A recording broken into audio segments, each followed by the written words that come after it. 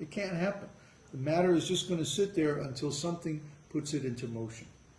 So that energy and also the intelligence that creates the material laws. Why do objects fall down? Why don't they fall sideways or round and around or something like that? Who made that law? Why is Planck's constant, 3.8 times 10 to the 17th or whatever the heck it is? Why isn't it something else? Why isn't it 42? Well, because the Lord designed these laws, and He also enforces these laws, that every piece of matter in the universe has to follow those laws.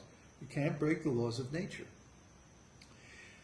So every topic in Vedanta Sutra has some application in today's world, in today's situation. Because there's only a certain number of bogus philosophies. Human beings aren't that intelligent. So the same bad arguments and the same foolish reasoning has come up again and again and again in the history of human thought. There really is nothing new under the sun. So every nonsense philosophy that we have today was created and dreamed up by somebody long ago. And in Vedanta Sutra, Vyasadeva, the incarnation of God, actually goes through and refutes every single one of those bogus philosophies with evidence from the Vedas.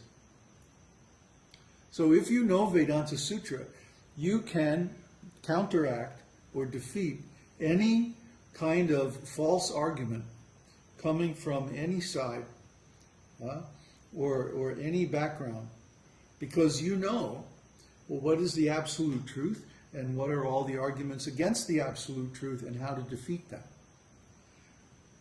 So the first half of Vedanta Sutra, the first 2 adhyayas, are all about all the different bogus philosophies in the world and what's wrong with each one of them. And then the second half is very wonderful because it talks about devotional service, how to perform devotional service, and the results of devotional service. And there are many confidential topics in there that every devotee needs to know in order to attain perfection. So this Vedanta Sutra has to be published. It has to be available for the devotees in order to follow Srila Prabhupada's instructions, in order to actually attain the result of all of this devotional service cultivation. So I said, okay, nobody else is doing it. I have to do it. So I got all of the sources together, all the information together, and I dedicated 4 months out of my life to go through it and publish it and get it out there. And so now this is available. So I thought, well, it would be a good idea to make this available to the other devotees as well. So I contacted a website, a very popular website, that has devotee news and different topics of interest to the Vaishnavas. And I said, here's a link to our site where we have all the material on Vedanta Sutra, and you can study this and all like that. And guess what? They refused to publish the article. They didn't publish the article. And the reason they gave was that they had to review the book. Okay? Now, if you go on this website, every day there's a half a dozen articles of gossip about who did what to who and who's doing this and who's doing that and blah, blah, blah, blah, blah. And does the editorial staff of this website, do they fact check every single article? Do they go to the people who are named in the articles and get some verification or some, some evidence, either pro or con, the point that's being made in articles? No. And they don't review the books that they're advertising either. Just recently they advertised the book, and the author of the book, he wrote several articles on exactly and it even contains descriptions of impersonalistic kirtaniyas and stuff like that, and that is no problem. Oh, you mean that kirtan book? The yoga of kirtan. Oh, yeah, that's why he's getting invited to speak at the yoga centers. Yeah. Yeah. So, obviously, they didn't review the book because they accept this guy as being a bona fide disciple of Srila Prabhupada. Yeah. But they don't accept us. Why? Because we do not subscribe to the groupthink. Let me go back and explain. When Srila Prabhupada came to the West, he was speaking about very high Vedic philosophy.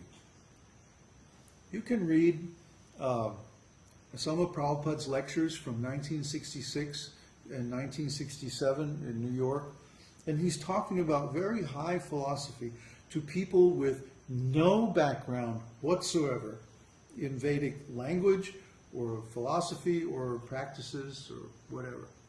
He was giving something completely new. So, of course, they misunderstood it.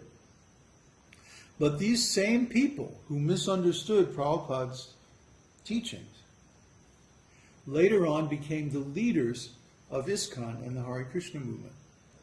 So most of the devotees did not hear directly from Srila Prabhupada. They heard from the leaders of their temples. Because they would go to class every morning and every evening. You know, the program was quite strict. You had a class in the morning, at least one in the morning, sometimes 2 or 3, and another class in the evening. And you had to hear from the person who's explaining.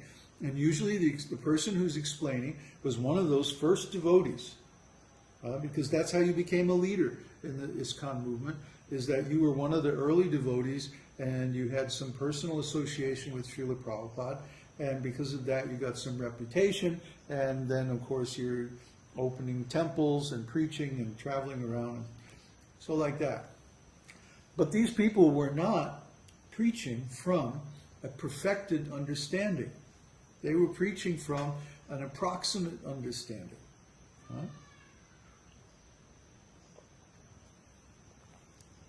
We call this misduplication.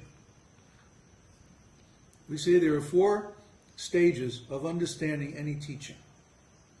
The first is duplication. That means you make an exact copy in your mind of what the teacher is giving. So if you don't start from an exact copy, then your conclusions are going to be wrong. Your thinking is going to be wrong. Because the next stage is called understanding. And understanding means that you think through the philosophy with your own intelligence until you come to the same conclusions.